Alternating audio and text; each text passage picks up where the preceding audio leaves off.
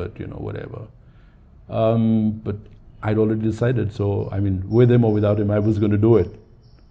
But he was good enough to kind of entertain me every now and then. I used to keep going to him and have a little chat and all that. In the meantime, there was another photographer who would come over from Bombay who was looking for some, for an assistant, because he was shooting he was doing a book on temples in South India. Okay. And he wanted somebody who spoke the lingo, so to speak, Kerala and all that.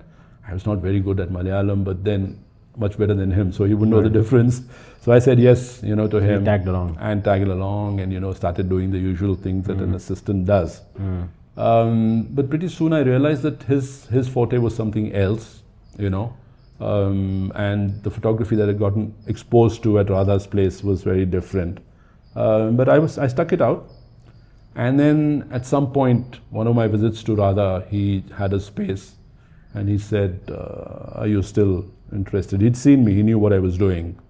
I jumped at the offer, and from there my journey really started actually, He was a very busy photographer. So, the thing about advertising photography is that every day you're working on a different thing. So the variety is there. Right. You're learning, a whole lot of skills, but doing it in a different environment every day. We used to shoot, now you have specialized people to shoot everything. But in those days, an advertising photographer did everything.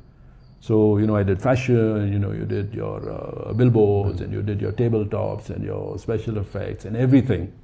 And it was like a really... So what triggered the next phase, which was like really a big thing? So this is really awesome. One journey settling in here, spending time finding your path and, getting into, but then next phase, moving to London seems to be a very big... I was quite sold on that, right? I mean, that was going to be my life. I had decided, right? Being able to use, your skills, using images to elicit emotions from people, to tell stories. The big story bits came later, but still, to try and get messages across. So at a certain point, then, you feel that you need to have your own style. You need to kind of strike out on your own. Right. And with Radha's blessings, I opened my own studio in Bangalore, and I started doing commercial work.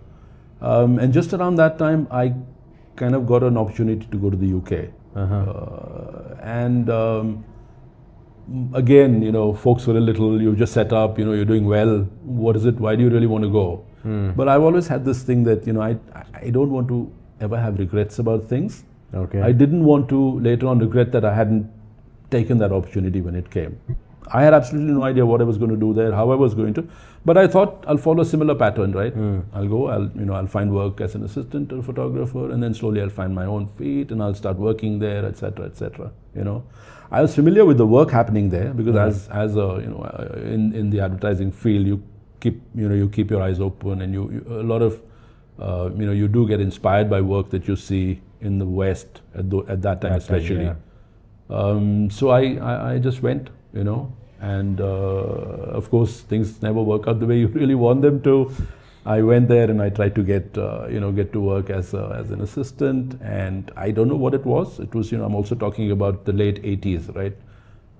Probably a little different time. But you wrapped your studio here, or was it like you wrapped your stuff? I kind of wrapped it up, yes, because your clients and stuff like that, so you have to tell them that. So I wrapped everything up and I went. So you did make that move in terms of literally opening a new phase of your life. This is not just testing water. No, absolutely, absolutely. So it was, but then as I said, I wasn't able to really make much headway because I just felt the environment wasn't that conducive at that time. It was like almost, from India, there's not, what do you know about advertising? So I felt that a lot. And I was like, by then I'd done a lot of work here. It was like, okay, so I had to kind of, within a few months, about 6-7 months of being there, when this wasn't working out, I had to decide, where am I going from here? What is it that I'm going to do, right? Go back, one option, but I didn't want to just give up, There were a lot of things about the place that I did start to like, and the professionalism and all that. And so I started really searching around. I knew that it had to be something creative because that's what drives me. Sure. A lot of people, once they get to the West, it becomes a thing of that, okay, I'm here now, I've got to stay here.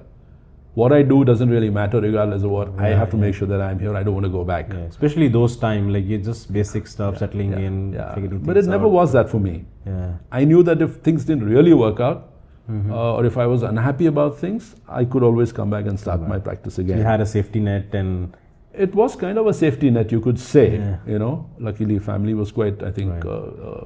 So I started looking around, and then I discovered this whole world of independent filmmaking, right? And it was a similar thing that, you know, here I needed a Radha to be able to let me get my hands on professional equipment. Anything you want to be able to do, you need to. Other than going to film school, correct, where you can kind of, you know, get your hands. How do you do it, right? And at that point, I just felt that, you know, I'd done so much, I didn't really want to go to film school. Though later on, some years down the line, I did actually think that maybe that was a better way, because getting into the industry. But at that point, you know, I searched out, they had, you know, workshops, etc. over there. Independent filmmaking in the UK was quite established at that point.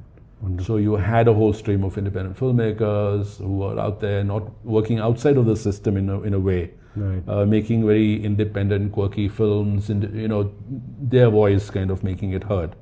I had the background of, you know, being a photographer. right, So the way, you know, the way film worked was very easy for me to pick up, I think. The way film was exposed, you know, those kind of things. So the workshops that I went to, most people came there with the intention of becoming directors, right? Everybody wanted to be, oh, I want to direct, I want to direct. They all needed somebody to shoot their films. And I was placed right there, you know, I knew